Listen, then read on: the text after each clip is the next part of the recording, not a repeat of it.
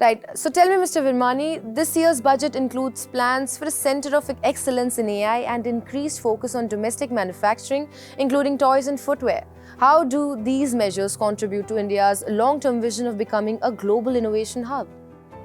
So,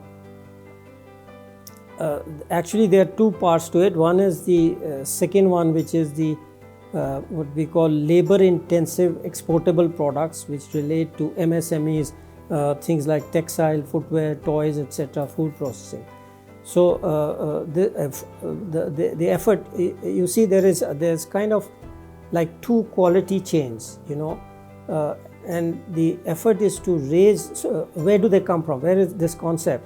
Is we have the largest informal sector in the world, which is something like 80-85%, and the formal is 15%. So they're kind of two quality chains in a way. So the idea is how to improve this and make them better quality, so that they can export to the world where much of this demand is there. So that is the second part of the which you mentioned, how to promote. So there is a export mission. There is a group. One of the weaknesses of our MSME exports is they are isolated. Each of them tries to develop an export market. But over the last 30 years, what we have seen is that by now, 2/3 of exports actually occur within global supply chains or global value chains. So we are just been competing for this 1/3 of the growth in exports, or even less.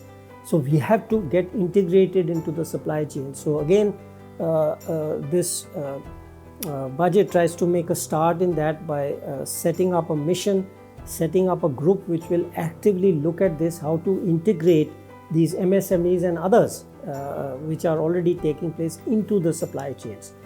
So that is going to be very, very important in the next 10-15 years, given all these uncertainties in global trade, manufacturing monopoly by China, the issues of excess capacity dumping, etc. So, there is the centers of excellence in AI already relate to health and two other matters.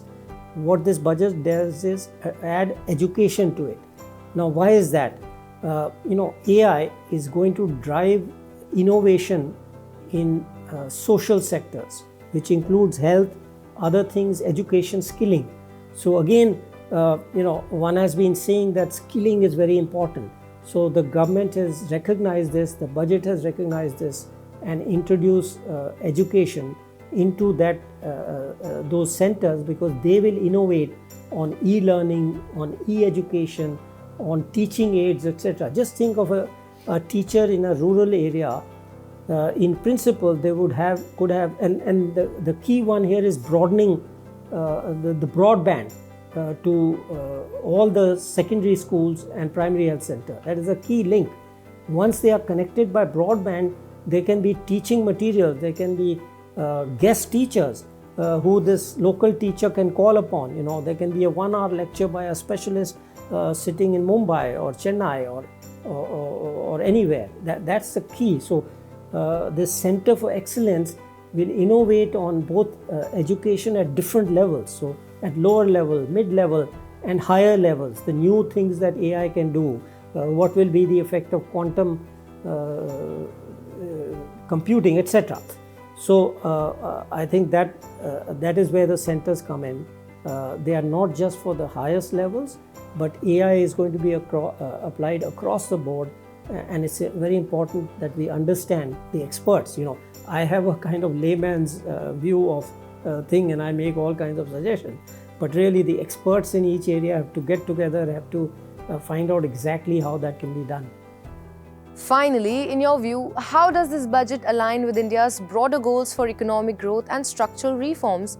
Are there any areas where you feel more attention is needed? So I would say overall, the idea is to sustain fast, inclusive growth. And there, basically, broadly, there are three themes in the budget which are connected to this. One is the reform policies. The second one is the skilling, etc., which we have discussed, and third one is this exports and supply chains. So let me just go to the first one, which we have not discussed. I think the tax reforms perhaps we have discussed already, but there is FDI reform.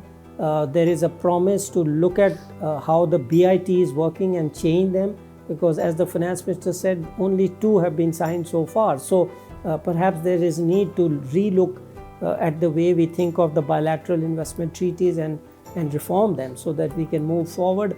The high level review committee on regulations is very critical. The promise to, the effort is already going on to reform the Atomic Energy Act, the Nuclear Liability Act, the Urban Reform Challenge, etc. There is a whole bunch of reforms mentioned in the budget which will help sustain India at a fast growth rate. Right. Thank you so much, Mr. Arvind Virmani, for joining us today and sharing your insights on the same.